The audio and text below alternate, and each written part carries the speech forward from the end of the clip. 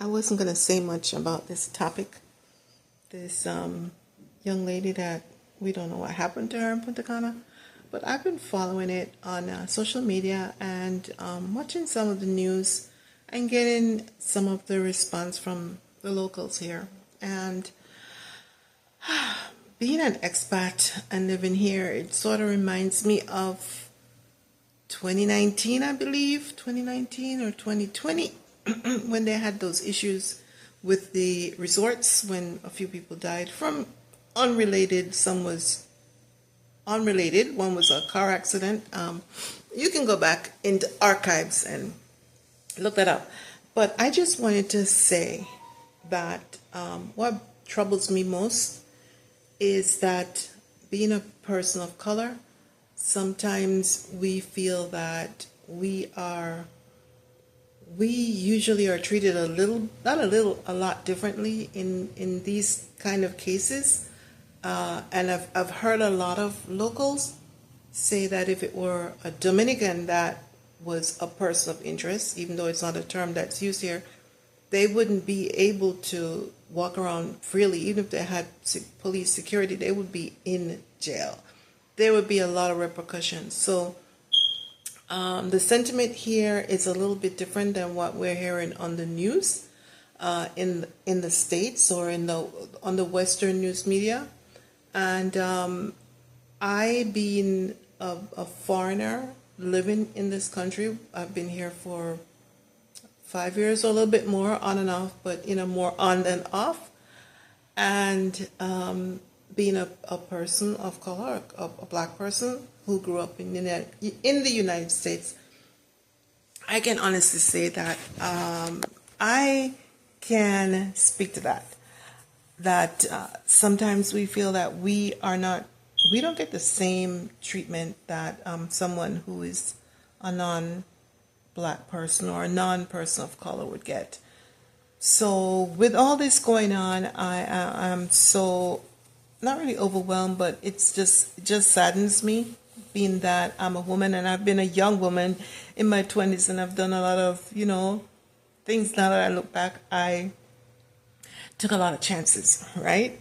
And I'm still here.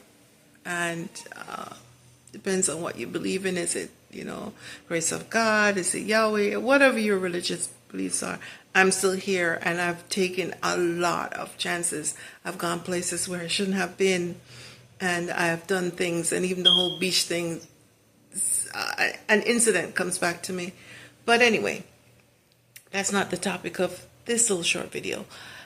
This is just to say that I send peace to the family, and I hope that wherever she is, if she is still with us on this planet, that she's returned safely.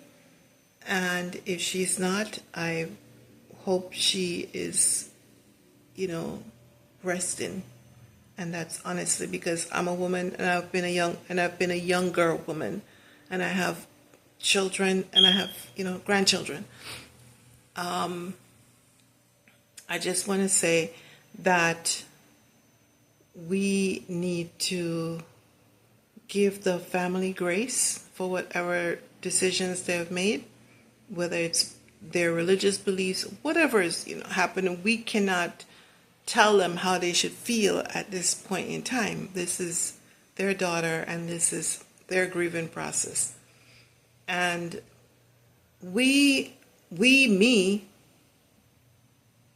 I am so hoping that there will be some closure quickly, and we can get back to some sort of normalcy, because we know how these type of sensationalized news stories, how it can become so sensationalized, and then we lose sight of the fact that this is a young woman and this is a young man whose lives are completely turned upside down. And I just want to say that as now I am living in the Dominican Republic, I want to say that please do not hold the entire Dominican Republic responsible. It's just asinine. to me, but I've been, reading I always go into comments in social media, and some of the comments, it just floors me. The ignorance.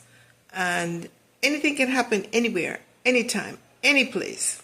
You can be in your house and something can happen to you or your family. So you cannot hold the entire country, accountable for the actions of two young adults.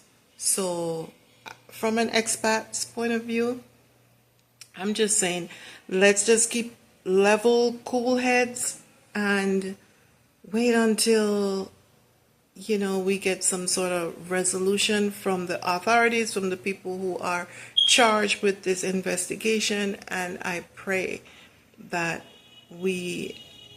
she's either found safely, I truly hope so, and hope is never lost, or that we find out if something happened, what happened, and who did it, and they are prosecuted to the full extent of the law. And this is just another one for young women. Let me talk directly to you, young women.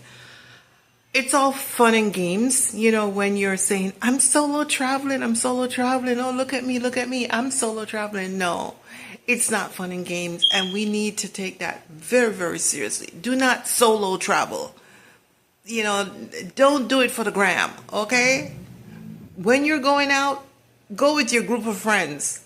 So you have backup. You're together in case of something happen. You're not alone, okay? This solo traveling thing is a trend, but it can also be a safety hazard. All right, we know anything can happen anywhere, but sometimes when you consider yourself solo traveling, you put yourself at risk. I'm speaking to the camera. Okay? You put yourself at risk. So think about that. Let's stop this foolishness. Let's stop doing all this stuff for social media now. And let's be real and look at the where we are in this day and age with everything that's happening. The world is not a safe place. It's not even safe in your own backyard. So use common sense. When you travel, don't just be, out and about like, oh, I'm in another country and I'm having a good time. No. Keep your wits about you. That's when you're supposed to be more cautious, because you're in a country where you probably don't speak the language, you don't know where you are, you don't know the people, you don't know the culture. So, stop with the foolishness, all right? Once you're of a certain age, you're past the age of reason. So please be careful and let's just take care of ourselves and take care of each other. And again, thanks for watching my channel. And please stay tuned. I am living in the Dominican Republic, and I wouldn't say I have no problems. Of course, I have problems anywhere. Not these kind of problems, but my life has truly changed. I am happier. I'm eating properly. There's so many things about my life that has changed, and I don't want an entire country to be blamed for the actions of one or two people. Okay? And yes, we go to these resorts and we go crazy. And we have all sorts of parties and drinking and all that stuff. Still, you have to be responsible. You have to be responsible. You have to watch your drinks. What are you taking? What are they pouring in your drinks? Are you going to the bathroom leaving your drink unattended? Who are you with? And again, girl code. Girls never leave each other. We go together, we're all coming back home together. We're watching each other's back. That's girl code, okay? So somewhere along the line, the girl code here wasn't really on code. Not gonna say anything else. You can take it whichever way you want to. So again, let's just keep her in our keep her and her family in our prayer, and hope that she is returned safely, and the Dominican Republic, the people of the Dominican Republic, are not blamed for you know, this can happen anywhere.